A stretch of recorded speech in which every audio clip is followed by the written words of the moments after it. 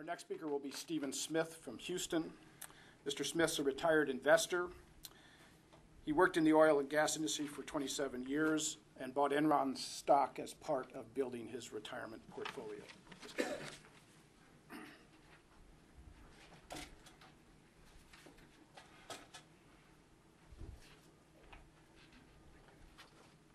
Good morning. My name is Stephen Smith.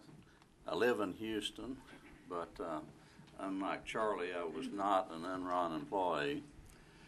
I've moved there in 1963 and have lived there since, except for 5 years that I spent in Baltimore with Crown Central Petroleum and ended up as head of their carpet planning and development back in the mid-'80s.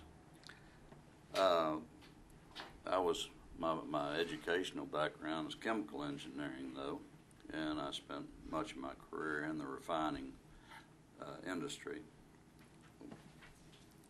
I also spent on my last 2 jobs as a sales representative for engineering companies, and I did call on Enron and Enron Oil and Gas, so I did have quite a few contacts with these companies and the employees, and they were all very high on Enron stock.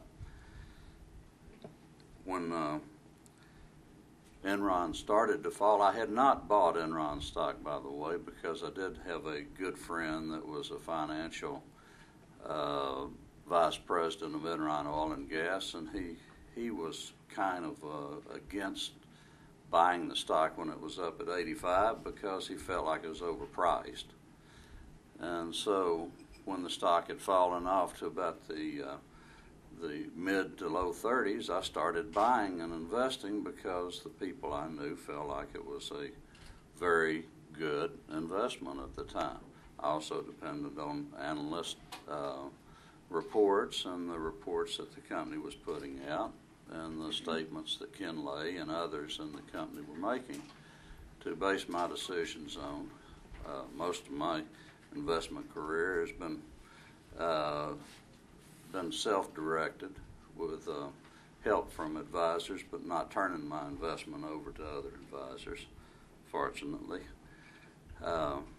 So when the stock actually fell out of bed, it was very surprising to me and surprising to the people that I knew had invested in the stock and had supported my decision to invest in. I lost about $18,000, and it didn't ruin my retirement like it did with Charlie's,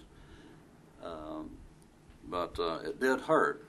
I've been retired for 8 years now and depend on investment income and other things as well as Social Security and small pension to support us, and we've been very fortunate in that regard.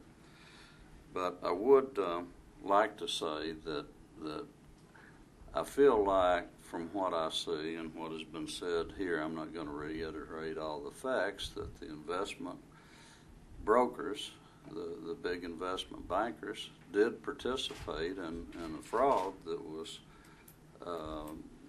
fostered on the investment community.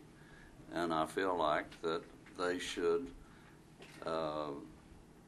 be held accountable for it, and that it should be decided in a court whether they are guilty, as many people feel like they are. And I would hope that the SEC would support the decision to protect the investors and to allow this to be taken to court so the investors can have their say and present evidence to the fact that the investment brokers did participate actively in these frauds, and let the investment brokers and bankers have a chance to defend themselves.